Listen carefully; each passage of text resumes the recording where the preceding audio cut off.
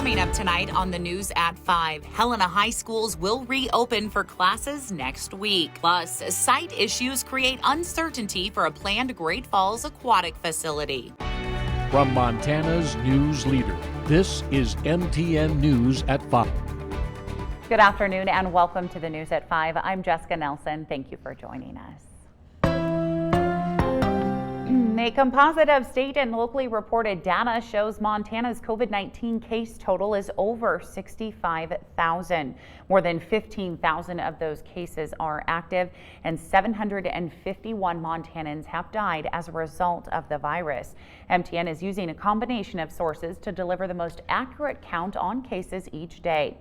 Local county health departments may be alerted to cases before Montana DPHHS, and using that local data means there will be times when MTN coronavirus data does not align with the state report. Centerville Public Schools is back to in-person learning, but staffing struggles continue. The school district is scrambling to find more substitute teachers. At the beginning of the school year, the board raised the salaries for substitute teachers to nearly $14 an hour for certified teachers. The raise was similar to the one passed by Great Falls Public Schools. Centerville started out the school year with only 2 substitute teachers, and now an increasing number of staff in the school are being told to quarantine after exposure to the coronavirus. School leaders say they're desperate for help. We've also other teachers who on their preps. Usually they get their hour little prep while they're going to cover for someone else. And then that teacher who's on their prep comes and covers for that same. So our school, we've been juggling a ton. The raise also increased pay for non-certified substitute teachers to around $12 an hour. Helena and Capitol High Schools will return to in-person classes on Monday after staff shortages forced them back to remote learning. Helena Public Schools had returned students to online instruction for 2 weeks. Leaders say they didn't have enough available employees to staff all schools. Many were unable to work in person because they were on quarantine, taking care of someone in quarantine, or had their own children's school or daycare close. Superintendent Tyler Reams said they hope to continue in person through the start of winter break, but he encouraged all families to be ready in case they have to make another change. This is a pandemic year and things change very rapidly, and we can do everything we can to keep our schools open and to keep our classroom staffed. But there's a hard line that we can't cross, and that's having students in a room where there's no employee who is physically in the room with them. The high schools will return to their previous schedule with students in person 2 days a week and online 3 days a week. The Lewis and Clark County Sheriff's Office is planning to bring in new equipment to help with their efforts to keep COVID-19 out of the county detention center. County leaders have accepted a nearly $21,000 grant from the Montana Board of Crime Control. The Sheriff's Office will use the money to purchase several new tools.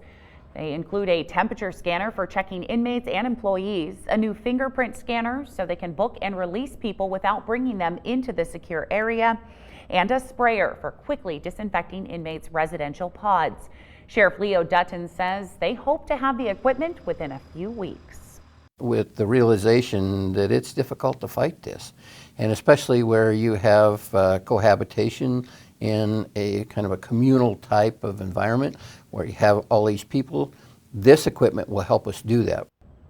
In September, the Sheriff's Office reported 4 inmates and 7 staff members tested positive for COVID-19.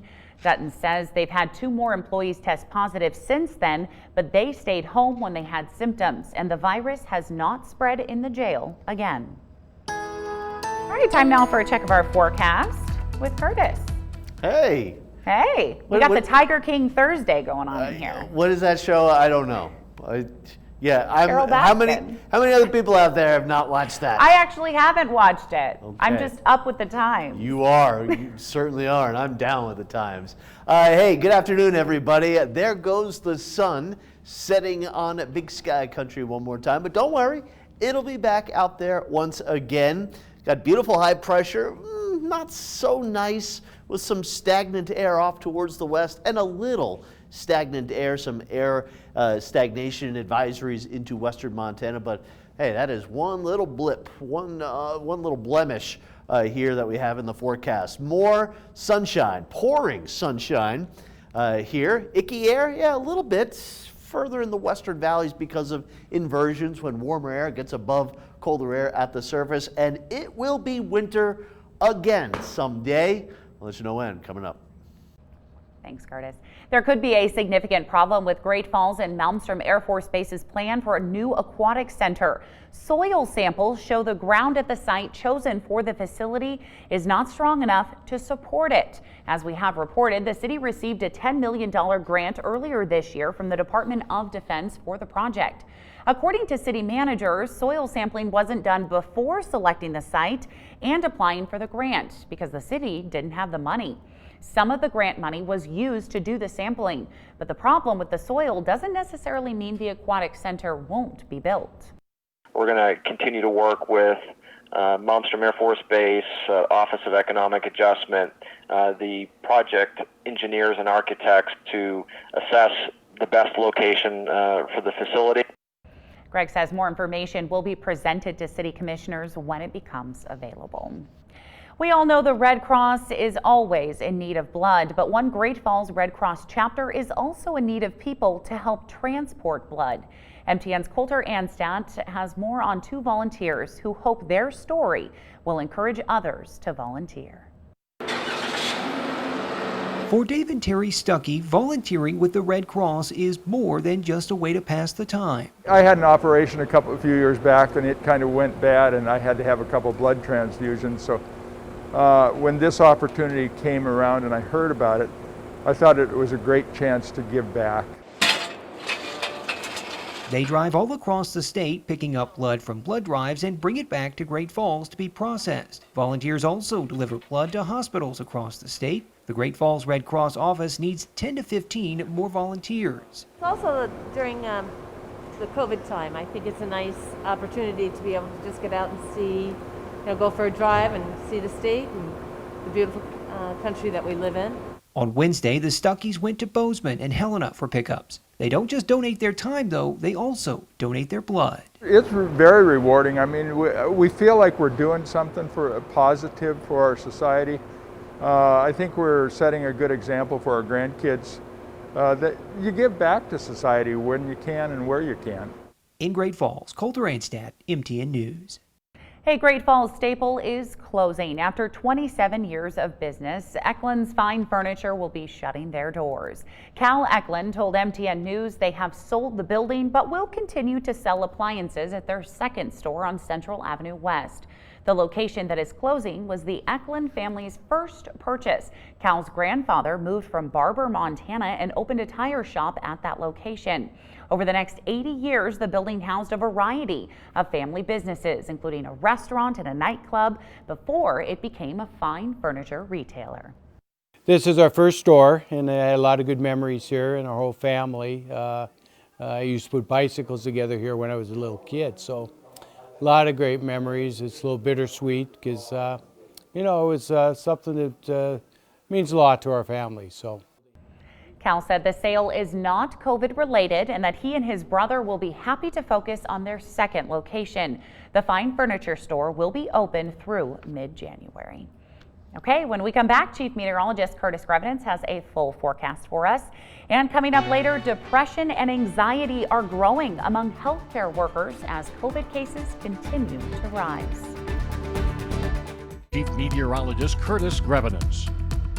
All right, welcome back, everybody. Good Thursday afternoon to you all. We still have a big ridge of high pressure here over not only the western U.S., but really the western part of North America here. However, we will see a little in the way of a few clouds trying to sneak in here into our beautiful clear skies here. But there's the high pressure, and just a little in the way of some cloud cover may try to sneak in tomorrow. Showed this last night. I wanted to share this again, of picture from Whitefish on top of Whitefish Mountain here, looking at Glacier. And if that looks a little odd to you, it is. It's a mirage of the Glacier Park area. The mirage caused by warmer air on top of colder air at the surface here, so it kind of bends some of the light. And you get a mirage right there. So thanks to Allison Leake for sending that in. Lewistown Divide, some of that snow melting, but obviously we still have some snow on the ground right now. Temperatures did get up above the freezing point, up into the low 50s for a lot of central Montana. Great Falls, one of those locations, 45 degrees right now with a southwest wind of 22 miles per hour. Helena, kind of the opposite, no wind, but cooler temperatures. What would you rather have, wind and warmth or no wind and some cooler conditions here? I'd rather have the latter, but looking at current conditions, and there you can see some of that warmer air. Once again, Cut Bank, the warmest number here on the map. It was the warmest location in the state yesterday. A little deeper into the inversions around Missoula and Kalispell, temperatures in the upper 20s there.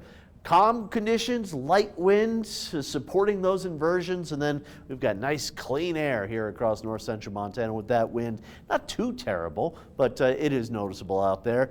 Not noticing anything on the radar of air stagnation advisory northwest Montana around the Seeley Lake area. That's the only spot that is not looking at good air quality conditions. And now down the Bitterroot, or up the Bitterroot Valley, I should say. If anybody is traveling up to around Ronan and St. Ignatius, there has been some fog there into parts of Lake County.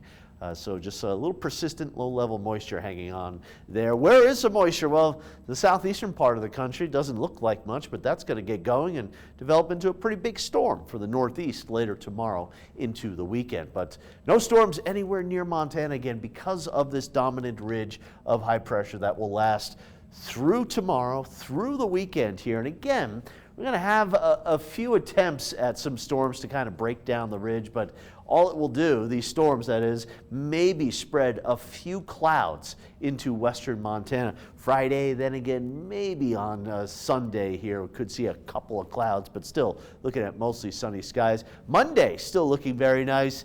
But starting Tuesday into Wednesday, that high pressure dips down and a little precipitation potentially around the state towards the end of next week. I said it will be winter again, and it might be towards the end of next week and next weekend. Tonight's a pretty warm night again here off of the Rocky Mountain front because of that wind. Many locations staying above the freezing point. Slightly cooler out the high line we go. Temperatures into the 20s, close to the freezing point in central Montana, the lower elevations. And once again, another chilly night around the Helena area with the lows down into the teens and the 20s. Out in the Helena Valley, again, we were down into the single digits last night. This is about 4 nights in a row now that we've had pretty chilly numbers out there. Tomorrow, another mild day with, again, a few little high, thin cirrus clouds. Technically, it's a mostly sunny day, not perfectly clear, but still a very nice day temperature-wise here across the state. And once again, colder air trapped in the valley locations of western Montana. I think some of these numbers are even a little too high. Here's the 7-day forecast for Helena. So upper 30s, lower 40s for tomorrow. Calm conditions, lows in the teens the next few nights. Some changes maybe around Tuesday of next week. We may pop out of the inversions, warm up briefly. A couple of mixed rain and snow showers on Wednesday, but I'm thinking it's more Friday into the weekend that we could be looking at some snow coming in. And for Great Falls, 50s the next few days, peaking at 55 on Saturday. A couple of mixed rain and snow showers possible on Wednesday, and watching late next week into the weekend for some snow. As COVID-19 cases rise across the country, so do cases of depression and anxiety in healthcare professionals. Here's how that is impacting patients. It's been said dogs are a man's best friend. Good boys, good boys. Jared Johnston is lucky enough to have not one, but 2 furry sidekicks. You tired? Tired? Johnston knows a thing or two about being worn out. Today is a rare day off. I'm a physician that works mainly in the ICU. I'm a pulmonary critical care doctor. Since COVID hit, he's been going non-stop. 10 days, 12 days, I'm in the hospital every day. Some days I'm there for 12 hours. In this video provided by the University of Utah Hospital, you get a glimpse inside the ICU. As a doctor, he's seen it all, but the pandemic is different. It was definitely a shock to me. About 2 months in, Dr. Johnston, used to living alone, felt something was wrong. I just realized that I wasn't doing well. He made a move, quite literally, he never expected. I always laugh when I'm I'm a 40-year-old ICU doctor, you know, and I live with my parents. He moved back in with his mom and dad. So I tried to do this by myself initially, and I just couldn't do it. He's not alone. In medicine, there has been this long tradition of we're fine. We got this. Doctors and nurses are facing challenges unlike many have ever seen in their career. That's why hospitals like the University of Utah are turning to wellness officers. Kind of like counseling, it is kind of checking in, making sure that people are doing okay, that they're able to access resources. At the University of Utah's Resiliency Center, their resources are being used more than ever. Our interactions with people have more than doubled over the last 6 months. Doctors like Johnston are applauding the efforts made by hospital groups throughout the country. In general, the mental health of physicians and nurses and all healthcare workers is something that really hasn't been talked about. He says talking to other healthcare workers on the COVID front lines is eye-opening. We're talking about what is it going to look like in 10 years when you have a whole generation of doctors and nurses that have PTSD type symptoms. As for Johnston, he's found healing in being around family, practicing yoga and meditating. Even after all he's been through these past 8 months, he says he knows he's exactly where he should be. We've found a calling, a purpose in fighting COVID, in taking care of the people that have COVID. I couldn't imagine myself doing anything else. I wouldn't want to do anything else. I'm Ashley Sampson reporting. Coming up next on the news at 5, a group of Great Falls CMR grads have gone viral. I'll tell you why after the break. Montana's news leader. You're watching MTN News at 5. Welcome back with us. A group of Great Falls CMR grads are 2 wins away from winning a national championship. Tom Wiley has more on why they've gone viral this week. There's a Cinderella story brewing in a 64-team tournament. It's not March Madness, and the games won't be broadcast on TV, but that doesn't make the run any less remarkable. Montana State, congratulations on moving on to the round of 32. The game is Call of Duty, the setting, the College Gaming Championship presented by Barstool Sports, and the team is a ragtag group of misfits representing Montana State. Well, first off, Montana State wasn't even supposed to be one of the 64 schools. But then a spot opened up and they were like, I guess. But we were kind of a throwaway team. And we remember week 1, one of the announcers on the mainstream saying that we're like a irrelevant team that's going to be gone by next week. After dispatching heavily favored North Carolina in the round of 16 and Arizona in the round of 8, the Montana boys are in the Fatal 4. But it's not just talent that's driving this miracle run, it's entertainment. Trevor, the Mop Funseth, and his best friend, roommate, and butler, Charles Xavier Pace, have taken the gaming world by storm with skits. And for desserts, I have a Pop-Tart with a blueberry inside. Enthusiasm. Give us Notre Dame! Give us Grand Canyon, Arizona, UNC! It doesn't matter! It doesn't matter! And a healthy dose of trash talk. So I'm coming for you, North Carolina, and I'm bringing my mop because it's a mess. There is something to it that I just verbally abuse these teams, and every time we've played somebody, they've played very poorly and we've won. And also, I don't think they have a cool butler that is on his game too as well. You know, I don't think they're getting the snacks, the nourishments, the refreshments. The Bobcats have gone viral, and fans of the tournament have dubbed them America's team. People are making memes with my face on them and sending them to us. That's all been cool.